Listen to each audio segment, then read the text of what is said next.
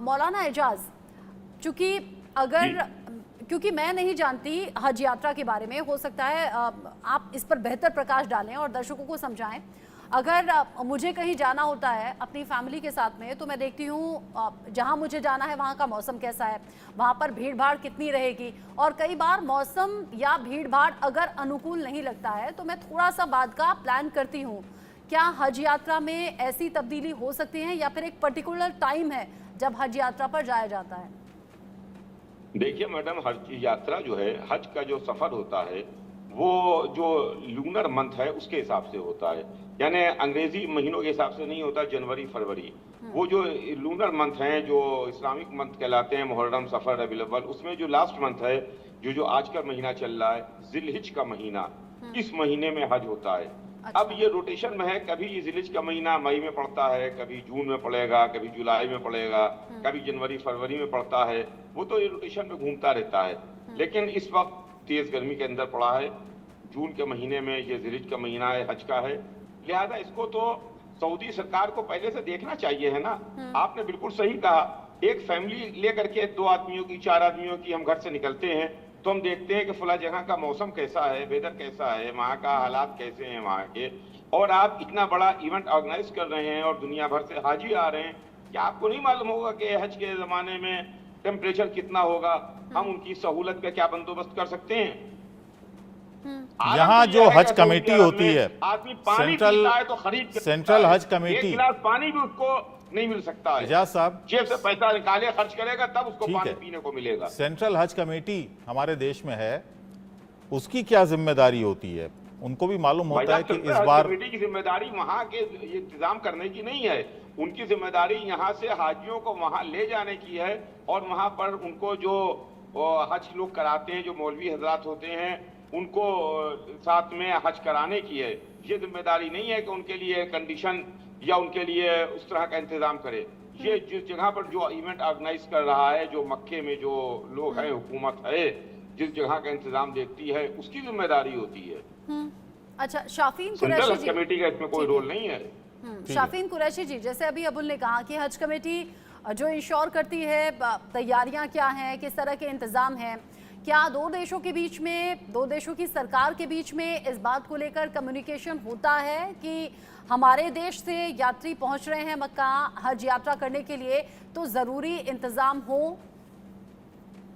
बिल्कुल, वहाँ पर एम्बेसी है, एम्बेसी देखती है, एम्बेसी लोगों को तैनात करती है, ड्यूटीज लगाती है, वहाँ पर जिम्मेदारी से काम करते हैं। लेकिन जो अब देखिए, इतना बड़ा मजमा होता है, लाखों का मजमा होता है, और मौतें होना कोई बड़ी बात नहीं है वहाँ पर। और इतने बड़े मजमे में इतना ज्यादा भीड़ होती है कि उसमें गर्मी के सबब और ज्यादा परेशानियां पैदा होती हैं।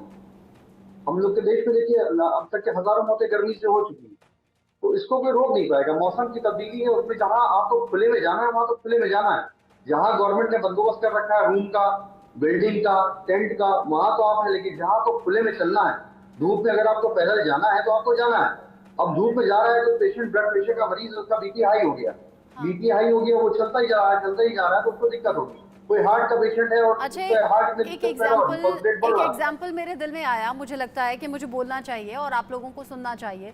अच्छा, जब कावड़ यात्रा होती है तो कावड़ यात्रा में जब कावड़िए जाते हैं तो चाहे वो अलग अलग स्टेट से होकर गुजरे हैं, उनके लिए ज़रूरी इंतज़ाम जगह जगह होते हैं। ये मैंने खुद देखा है, जगह जगह टेंट्स लगे होते हैं, गर्मी का मौसम होता है तो शरबत की, ठंडाई का इंतज़ाम रहता है, या फिर कूलर, पंखे चल रहे होते हैं, जिससे कि बीच बीच में उन्हें रेस्ट मिलता रहे और जो मौसम की मार है उससे वो लोग बच सकें, काफ़ी हद तक महफूज रह सकें। यहाँ तक कि जहाँ जहाँ वो पैदल चलते हैं वहाँ वहाँ लोगों के जरिए पानी का छिड़काव किया जाता है ताकि वो गर्मी की चपेट में ना आ सकें। मौलाना एजाज, क्या ऐसा इंतजाम हज यात्रियों के लिए नहीं हो सकता? देखिए, आप सही कह रही हैं, बिल्कुल बहुत अच्छी बात कह रही हैं कि जैसे यहाँ पर कावड़ यात्रा है, इसके अंदर इंतजाम होता है, ऐसे इंतजाम सऊदी हुकूमत को भी करना चाहिए, है इंतजाम करना चाहिए कि भाई ठीक है, जैसा कि अभी भाई साहब ने कहा कि बुजुर्ग आते हैं, जो मरीज होते हैं, ठीक है कि जो बुजुर्ग हैं उनके लिए तो और ज्यादा इंतजाम करना चाहिए।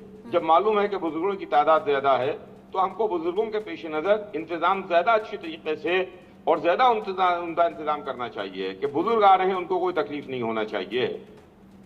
और जहाँ तक स्प्रिंकलर लगे होते हैं, एयर स्प्रिंकलर्स लगे होते हैं, वाटर स्प्रिंकलर्स लगे होते हैं जगह जगह पर, चप्पे चप्पे पर।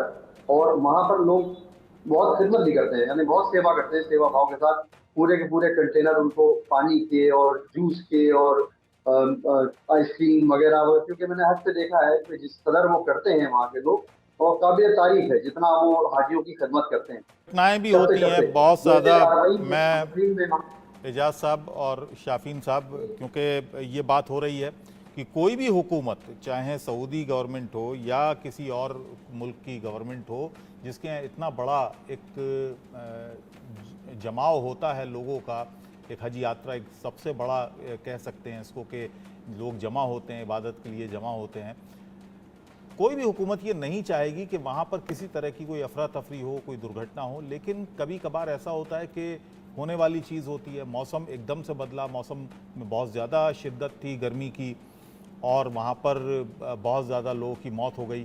पहले भी इस तरह की घटनाएं हुई हैं। एक बार टेंट में आग लग गई थी, 350-400 लोग उस समय मारे गए थे। या एक टनल में एक हादसा हुआ था, ये 1990 की बात है, उस समय तो बहुत बड़ा हादसा हुआ था, लगभग 1450 लोग उसमें मारे गए थे, भगदड़ मची थी। तो इस तरह का ये कभी कभी हो जाता है, इसमें किसी को जिम्मेदार आप कैसे ठहरा सकते हैं? देखिए, इस तरह की घटनाएं होती रहती हैं। मिना में शैतानों को पत्थर मारने में टेंट में आग लग गई, इस तरह की घटनाएं हर साल 2 साल के बाद 3 साल के बाद में कई सौ हाजी अपनी जान बेचारे गंवाते हैं। घर से आदमी खुशी खुशी जा रहा है कि हम एक अल्लाह की बड़ी इबादत करने के लिए जा रहे हैं, लेकिन घर वालों को उस वक्त बड़ी मायूसी होती है जब उनको ये इत्तला मिलती है कि हम जिसको एयरपोर्ट पर छोड़ के आए थे, खुदा हाफ़िज़ कह के आए थे, उसका जनाजा भी हमको मिल पाएगा या मैयत भी उसको हमको देखने को नहीं मिलेगी। चलिए, एहराम बांध कर जाते हैं, इसीलिए शायद एहराम जो होता है एक तरीके से कफन की तरह होता है वो, और इसीलिए निकलते हैं कि पता नहीं आना होगा या नहीं होगा। सही फरमा रहे हैं, क्योंकि ये बड़ी सादत समझी जाती है, चाहे ईरान का सफर हो इराक का, और चाहे सऊदी अरब का हज का सफर हो।